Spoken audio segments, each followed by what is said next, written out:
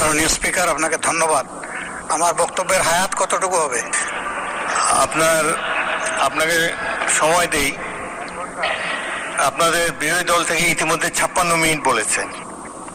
তো আমি প্রথমে চেয়েছিলাম যে 1 ঘন্টা করে 2 ঘন্টা হোক, তবে আপনাদেরকে কিছু সময় বেশি দেবো। আমি আগেই যেহেতু বলেছি, খুব ভালো হয় যদি আপনি 10 মিনিটে শেষ করে দেন।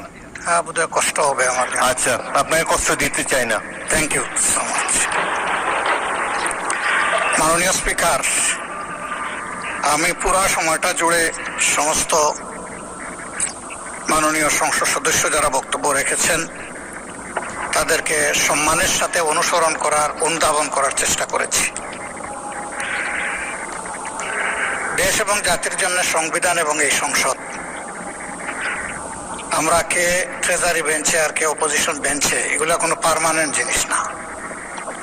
এই স্বাধীন বাংলাদেশেই